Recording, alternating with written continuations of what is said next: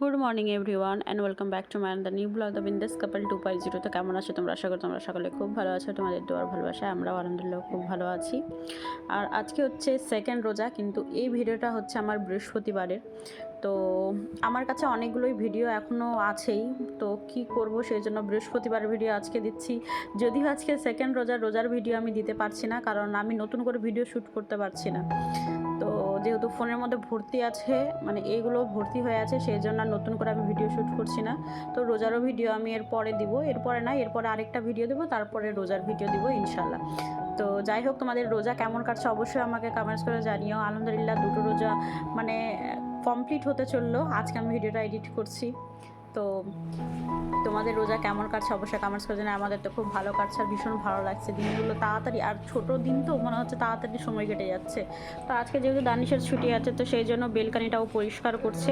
আর আমাদের ঘর বাড়ি পরিষ্কার করা হয়েছে, শুধু বেডরুমটা, শুধু বেডশিট চেঞ্জ করবো, এরকম ঝাড়া টাড়া হয়ে গেছে, ঘরটা ঝাড়া, পর্দা টর্দা ধোয়া, তারপরে একদম ঝুলটুল ঝাড়া হয়ে গেছে, শুধু বেডশিটটা চেঞ্জ করতে হবে। আর বাইরে কিছু পাতলা পাতলা ব্ল্যাঙ্কেটগুলো ছিল, সেইগুলো বক্সের মধ্যে ভরে দেবো, ব্যাস তাহলে হয়ে যাবে। আর একটু মানে গদিটা যে আছে ওটা, সেটা একটু রোদে দিতে হবে। তো যাই হোক, আজকে যেহেতু বৃহস্পতিবার, তো এরপরেও আরও সময় আছে দুদিন, তো মাঝখানে দেখা যাক যদি কোনো কিছু বাকি থেকে যায়। হ্যাঁ, মেন কথা হচ্ছে বাজারঘাট তো অনেক কিছুই কমপ্লিট করে নিয়েছি, মানে রোজার জন্য যেসব জিনিসপত্র দরকার অনেক কিছু করা হয়ে গেছে। তারপরে আরও কিছু বাকি আছে, সেই সবগুলো আজকেই যাব আমরা বিশালে যাব আজকে, অনেক কিছু কেনাকাটা বাকি আছে। তো সেই সব যখন যাব তখন অবশ্যই তোমাদের সাথে শেয়ার করব। দেখা যাক, এই ভিডিওটা যদি বড় না হয় তাহলে অবশ্যই শেয়ার করবো। बोला हरा वाला तो भी झाड़ू से नहीं हो रहा।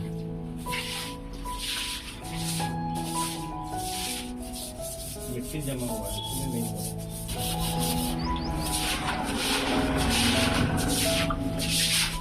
दीवार गंदा है ना।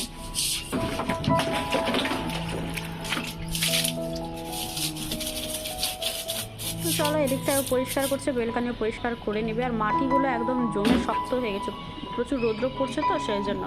তো যাই হোক, ওই দিকটায় পরিষ্কার করে নেবে। আমি আমার কাজ করে এখানটায় আমি কয়েকটা লঙ্কাগুলো ছিল, তো মানে বোটাগুলো আমি ছাড়িয়ে নিই, তাহলে অনেক দিন লঙ্কাগুলো থাকে। আর কিছুটা কড়াইশুঁটি ছিল, সেগুলোও ছাড়িয়ে নিয়েছি, কারণ এগুলো অনেক দরকারি জিনিস, এগুলো আবার টাইম লাগে, তো টাইম টেকিংয়ের ব্যাপার। তো সেই জন্য এইরকমভাবে আমি লঙ্কাগুলো ছাড়িয়ে রাখি, তাহলে অনেক দিন তাহলে থাকে, মানে তুমি যে কোনো জায়গায় রাখো অনেক দিন থাকে এইসব এভাবে রাখলে পরে। তো যাই হোক, এখানটায় কড়াইশুঁটিকে ছাড়িয়ে নিলাম আর লঙ্কাও ছাড়িয়ে নিলাম। আর তোমরা দেখতে পেলে আজকে আমি লাউ শাক রান্না করছি অনেক দিন পর, আর আজকে বড়ি দিয়ে লাউ শাক রান্না করছি। তো চলো তোমাদেরকে দেখাই, আগে এই সবগুলো আগে ফ্রিজে স্টোর করে নিই, তারপর তোমাদেরকে দেখাচ্ছি। লাউ শাকটা অলমোস্ট সেদ্ধ হয়ে গেছে, আজকে ওই বড়ি দিয়েই রান্না করবো ভেবেছি, বড়ি আর আলু দিয়ে। তো কী করে রান্না করছি চলো তোমাদের পুরোটাই রেসিপিটা আজকে শেয়ার করি। তো চলো দেখতে থাকো। তো আগে এখন একটু বড়ি ভেজে নেব, কারণ বড়ি দিয়ে আজকে রান্না করবো লাউ শাক। তো তার আগে তো দেখলেই যে লাউ শাকটা পুরো সেদ্ধ হয়ে গেছে, একটু ভাপিয়ে নিয়েছিলাম জলের মধ্যে। তারপরে তো বড়িগুলোকে একটু ভেজে নিই, তারপরে দিব কড়াই সর্ষের তেল, একটু রসুন থেতো করে দিয়েছি, পেঁয়াজ দিয়েছি, আর কালো জিরে ফোড়ন দিয়েছি, আর শুকনো লঙ্কা, ব্যাস এই দিয়ে হবে রান্নার। এর মধ্যে কুচি করে আলু কেটে রেখেছি, তো সেই আলুগুলোও দিয়ে দেবো। আলুটা আগে ভেজে নেব, কারণ যেহেতু শাকটা অলমোস্ট সেদ্ধ হয়ে গেছে, বড়িটাও ফ্রাই করা হয়ে গেছে। তো কালো জিরে দিয়ে রান্না করছি, একটু কম পড়েছিল বলে আবার দিলাম কালো জিরে। তো যাই হোক, যারা এই পর্যন্ত ভিডিওটা দেখে নিয়েছে অবশ্যই কিন্তু লাইক করে দিও, লাইক করতে কিন্তু একদমই ভুলবে না। আর আমার চ্যানেল নতুন কোনো সদস্য ভিজিট করে থাকলে অবশ্যই চ্যানেলকে সাবস্ক্রাইব করে আমার পাশে থাকতে পারো। আশা করি তোমাদেরও আমার ভিডিও দেখতেও ভালো লাগবে। তো চলো, দেখতে পাচ্ছ এখানটায় ফোড়নটা লাল লাল করে ভেজে নিয়েছিলাম, তারপরে তো আলুগুলো দিয়ে দিলাম, তারপর লবণ হলুদ নিজেদের টেস্ট অনুযায়ী যেভাবে দাও তোমরা সেভাবেই দেবে। আর বাকি এক্সট্রা তোমরা অনেকে জিরের গুঁড়ো দেয়, কিন্তু আমি দিলাম না, কারণ এরকমই ভালো লাগছিল, মানে এরকমই ভালো লাগে খেতে। তো একটু আলুগুলোকে লাল লাল করে ভেজে নেবো, কারণ আলুটা যেহেতু একটু সেদ্ধ হওয়ার ব্যাপার আছে, কারণ যেহেতু অলমোস্ট তো শাকটা সেদ্ধ করা হয়ে গেছে, তো সেই জন্য চলো আলুটাকেও ভেজে নিলাম লাল লাল করে। আর এখানটায় দেখতেই পাচ্ছ লাউ শাকটা সেদ্ধ করা হয়ে গেছে আমার, আর দিকটা আমার আলুটাকেও ফ্রাই করা হয়ে গেছে দেখতেই পাচ্ছ। এখন দিয়ে দিব সেদ্ধ করা লাউ শাকটা। তো চলো লাউ শাকটা এখন দিয়ে দেবো, আগে থেকে সেদ্ধ করে রেখেছি সে শাকটা। আর এই রেসিপিটা আমি আমার দিদির কাছ থেকে ফোন করে জেনে তারপরে আমি করছি। আমি কিন্তু কোনোদিনও লাউ শাক রান্না করিনি, মানে ওর হাতেই খেয়েছি আমি, কিন্তু আমি নিজে থেকে কোনোদিন রান্না করিনি।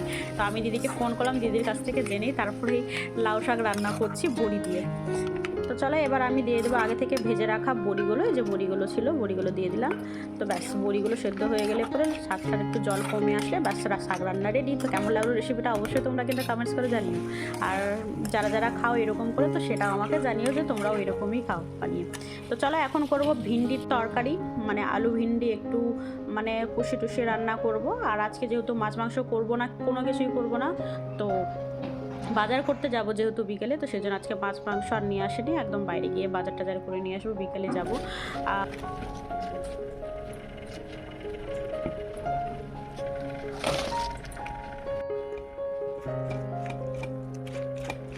আর আজকের ভিডিওগুলো একটু আমি ফাস্ট করে দিয়েছি, বিকজ না হলে পরে অনেক বড় হয়ে যাবে, আর বেশি বড় ভিডিও কিন্তু তোমরা কেউ দেখবে না, এমনিতেও ভিডিও কেউ দেখো না, কারণ জানি না কেন এখন ভিডিওর মানে কি বলবো ভিউজের অবস্থা খুবই খারাপ, প্রচুর ডাউন হয়ে গেছে সবারই, আমার বলে না আমি দেখছি অনেকেরই হয়েছে। ইউটিউব কী করছে আমরা নিজেরাই বুঝতে পারছি না, সবারই এত রিচ ডাউন করে দিয়েছে, কারো ভিডিওতে ভিউজ নেই। তো চলো আর কমপ্লেন করবো না, তোমাদেরকে সবসময় কমপ্লেন করে তার কমপ্লেন করবো না। আর এখানটায় দেখতেই পাচ্ছ ঢ্যাঁড়স ভিন্ডি তরকারিটা একদম আমি কষে রসে বসিয়ে দিয়েছি, বেশি করে টমেটো দিয়েছি, আর এখানটায় পেঁয়াজ রসুন বাটা এসব দিয়ে মাখিয়ে আমি বসিয়েছিলাম, আর টমেটো কাঁচা লঙ্কা দেখতেই পাচ্ছ। আর এখন আমাদের তো গদি ফদি যত ছিল সব রোদে দেওয়া হয়েছে, আর পাতলা পাতলা যে ব্ল্যাঙ্কেটগুলো ছিল সেগুলো আমরা ভেতরে ভরে দিয়েছি, কারণ ওগুলো তার দরকার নেই।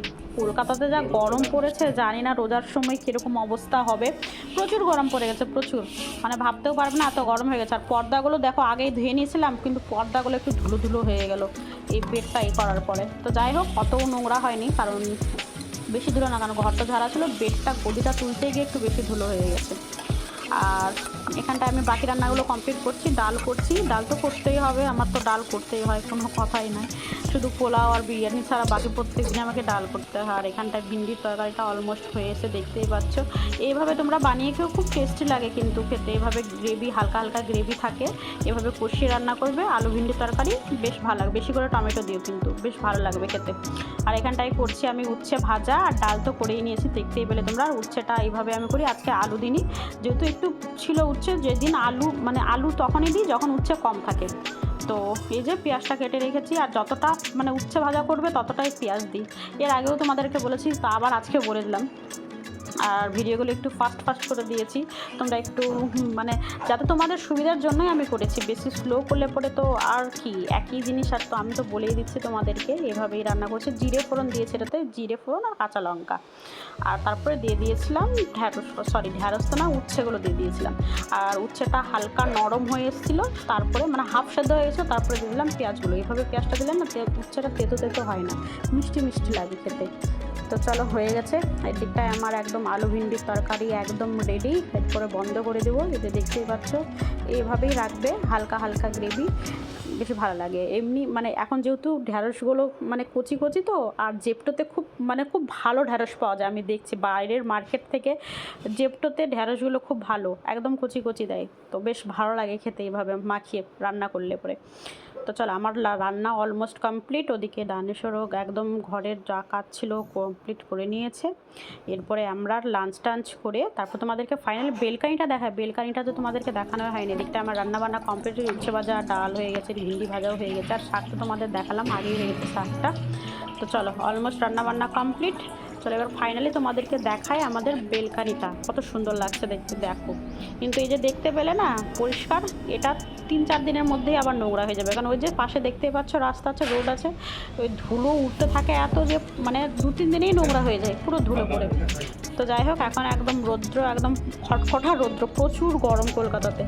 আর বিকেলে যাব একটু বিশালে। তো আর ভিডিওটা বড় করছি না, এই পর্যন্তই রাখছি, দেখা হবে নেক্সট ব্লগে, মানে আমরা কি শপিং করলাম ফাইনালি রোজার জন্য সেটা তোমরা নেক্সট ভিডিও দেখতে পাবে। তো চলো এখনকার মতো বাই।